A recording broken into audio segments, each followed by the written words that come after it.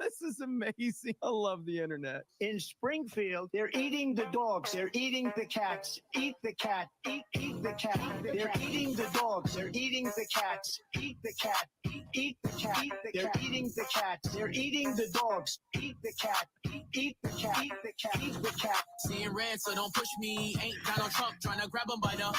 Said it was some Haitians somewhere out in Springfield. Women doing cartwheels. Have you seen Garfield? What is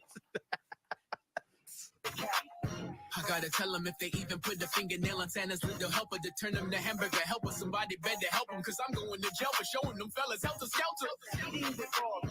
Usually I'm content, but if you touch my dog, then I'm turning into John Wick. I'm lit. Bird better drop it. If you touch my pet, then I'm pulling up like CrossFit. You got geese dancing. You got cats dancing. You got Trump dancing. What is happening? What do you think of Trump the guy? You know him, obviously. What do you think of him? Well, as I always say, he's the only guy in my Hollywood career that ever returned a favor and gave me back more than I had given him. I think he has such integrity, and he is really funny. Yeah. Hillary accidentally bumped into me, and she very civilly said, "Pardon me." What favor did he return? It was my second or third HBO stand-up special. He let me film it at Trump, Atlantic City. Atlantic City, yeah. And not only that, but he drove me out in his Packard on stage, got out and escorted me to the microphone, which was so lovely. This is what most That's Americans innocently put into their bodies these days, and most alarmingly, into the This is bodies great of too. children. If you And haven't it's no seen this, hopefully I don't get coincidence banned that for this. Americans I'm die just earlier playing. Than Canadians or Germans or Italians or Japanese or Koreans or Australians or It's on Kennedy's channel. any other comparable country. And it wasn't always that way until the early 1990s. Our life expectancy was the same or better than other developed countries. Then suddenly, more and more Americans began suffering from chronic diseases, from obesity, cancer, diabetes, kidney disease, Alzheimer's, heart disease, and all kinds of autoimmune diseases. Our maternal mortality rate soared to the highest of any developed country on earth. Same with infant mortality. Like the frog in the slowly boiled water, we didn't really notice as we got sicker and sicker. We've grown now to accept chronic disease conditions as normal. But now, in 2024, we're finally waking up to this cataclysm, and we're asking ourselves, how in the world did this happen? A big part of it is our diet. Restaurants that serve contaminated food are fined or shut down. But when it's the government that approves the poisons in our food, a few people get very, very rich, and the toxins end up in every supermarket aisle. Let me show you what I mean. Doritos, Cheez-Its, Captain Crunch, gummy bears. Everyone knows that these are junk foods, so maybe you wouldn't be too surprised to see that the ingredients include a lot of poisons, including a harmful yellow dye called tatrazine, or yellow dye number 5. What you may not know is that this dye was originally made out of the sludge that's left over when you turn coal into coke for blast furnaces.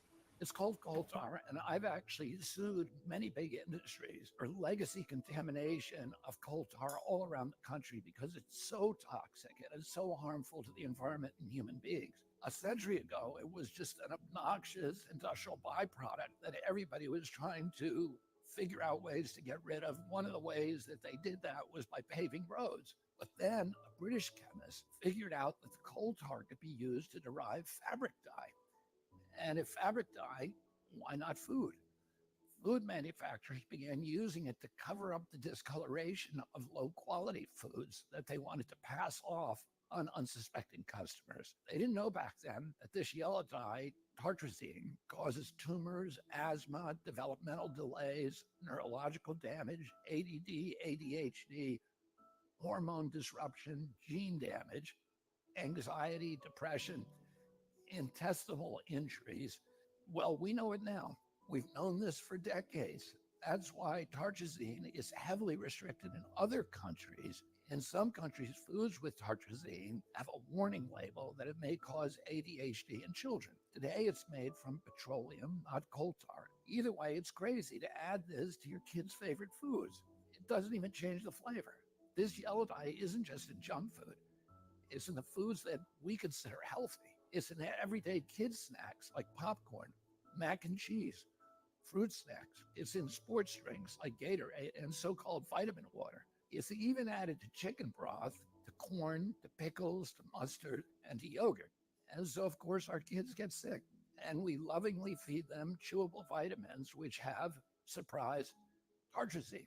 And so the cycle continues until the coughs and asthma kick in, at which point you go to pick up some cough syrup. And yeah, you guessed it, tartrazine. I've been picking on tartrazine today, but that's just one of at least 100 chemical poisons that our health agencies allow into our children's food. I can make a video just like this to talk about Red 40, BHA, BHD, potassium bromate, chemical after chemical, and on and on and on. If just one of them can cause all of these problems, imagine what they're doing in combination. That's never been studied. If we took all of these chemicals out, our nation would get healthier immediately. We'd have fewer sick days. We'd have better focus. We'd have less anxiety. Our kids would learn more easily. We'd lose weight. We'd have more energy. We'd have fewer tumors and longer lives. It's not all dark. Over the past 16 years, the government has banned 8 chemical additives that cause cancer, genetic damage, asthma, and many of the other health conditions as tartrazine does. And you know what's interesting? All 8 of those crucial steps forward in our kids' health were taken under President Trump. But the Democrats who claim to be all about healthcare have stood by watching other countries ban these poisons and make our kids sick, asthmatic, hyperactive, and depressed. They left them on every supermarket shelf in America. They even used your tax money to put them in your kids' school lunch. So their big food and their big ag donors probably gave them all that golden handshake and the big money hug. And their big pharma donors probably called them up and thanked them also, because now they're going to make billions selling Adderall, Prozac, and rescue inhalers. Enough is enough. President Trump and I are going to stop the mass poisoning of American children. Together, we're going to make America healthy again.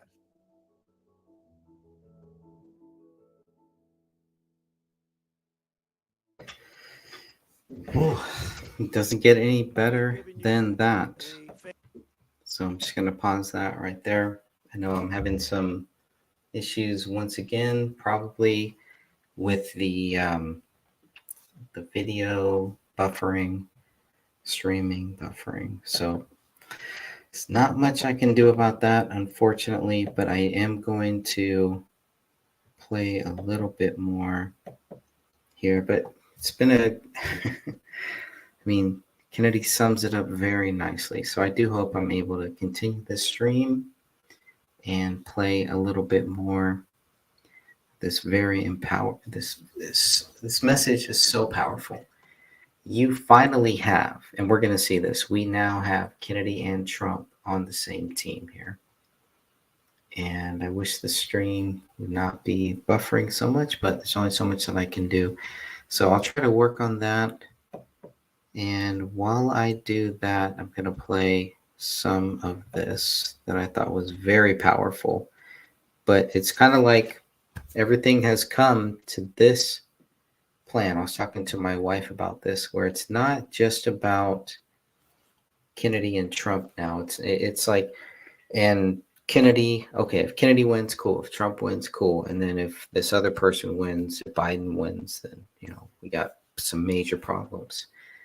There's more at stake here. As everything gets stacked up against Kamala Harris, we are seeing that, wow, if this doesn't get it done, if this doesn't, make sure that that the voter fraud is at a minimum, or is at least not so great that they can't rig this system, because Trump wants to make it too big to rig. If that can't be done here this time, I mean, we got 4 more years, possibly 8 more years of the same thing that is happening right now. And it's not just this country. Look at what is happening across the whole world. Look at what has happened across the whole world under Trump in 4 years. That just kind of stopped. It built this wall. This wall was this thing that just stopped all of the stuff that we were used to under Clinton, under Bush, under Obama. Bush, I mean, you could just talk about George Bush Jr. All of the stuff that happened under his watch. 9/11, Afghanistan, Iraq. So, I mean, just he takes the brunt of all of that, but it continued under Barack Obama. It continued. And it just felt like after Trump got out of office, after they forced him out, it really felt like we were just going right back through those motions, which made me realize that those 4 years that we had were just like a pause on the New World Order. And Trumpomania got stopped for a little while. But it can come back. It could come back, and it will come back. I believe it's going to come back. Trumpomania 2024. So while I work on my streaming issues, because I know it's buffering out of control, I am going to play a little bit of this and see if I can't fix that issue. Hopefully I can. That's what I love about StreamYard, is you'll be able to see that. You got to love that duck in the corner there too. Come on.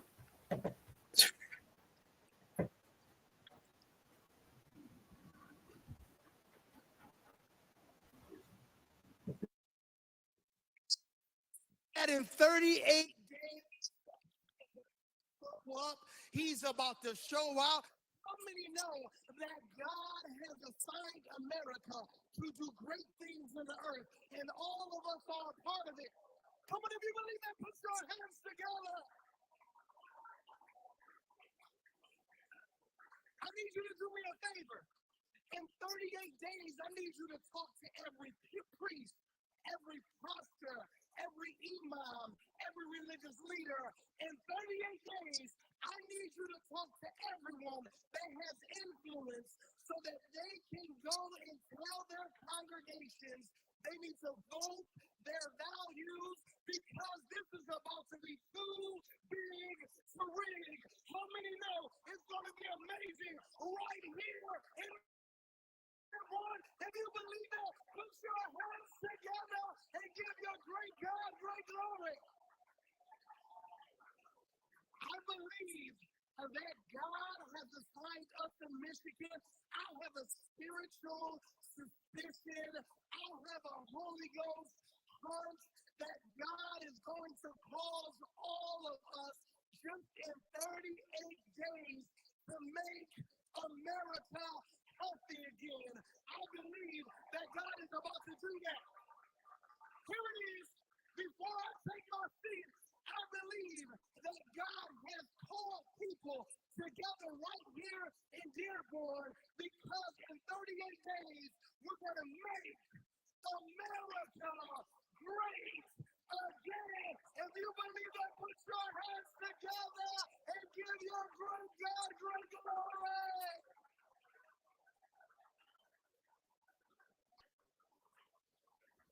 Ladies and gentlemen, please welcome moderator for this evening, actor Zachary Levi.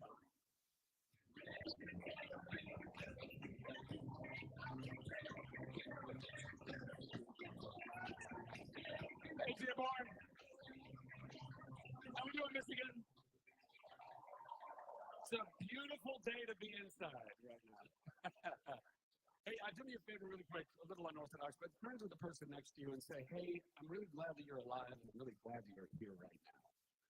Just do that real quick. That's called love, and that's called unity, right? We're here for unity, right? We're here to make sure that we value every single person. Every single person.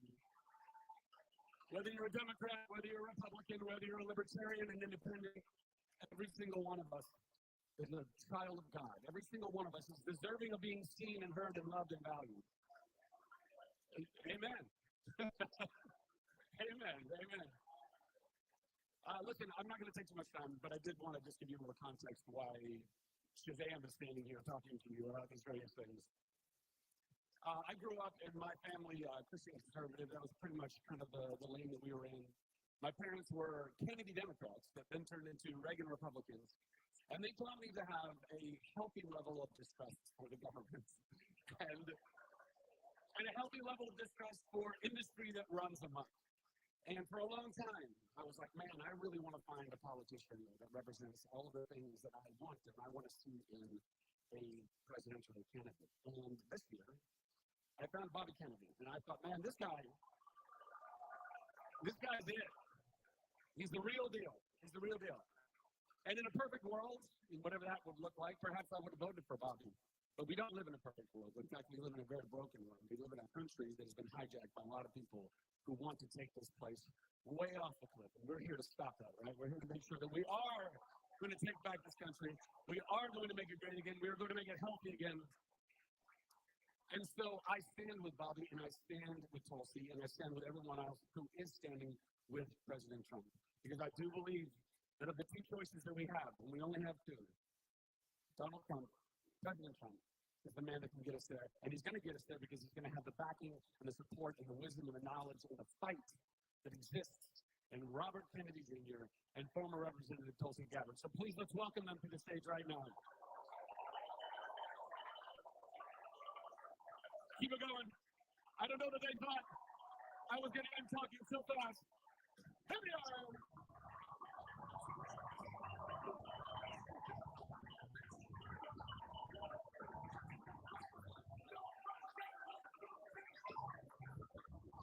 Let's hear it for these guys. Let's hear it for these guys.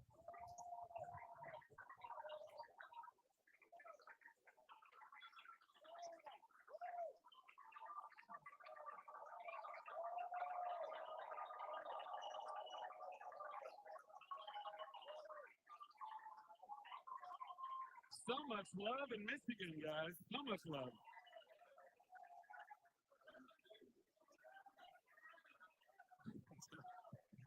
So much love and so much life in Michigan. All right, we're going to jump into this, guys, because we don't want to belabor any of this, and we really want to. There's a lot of very important things that we want to talk about. Love you back. Thank you all so much. So there are a tremendous amount of Republicans in the crowd right now, and you are giving so much love to two former Democrats, very staunch, lifelong Democrats, who have been able to look at the state of the world and the state of their former party and recognize that there's a lot of fallacy in all of that, and that there's one way to go, and that's why we're here right now. So I think I'd like to start with, what has that been like for you guys?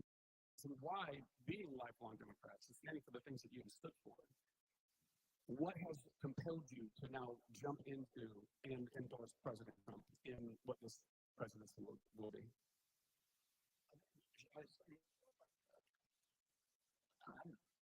What a gentleman, huh?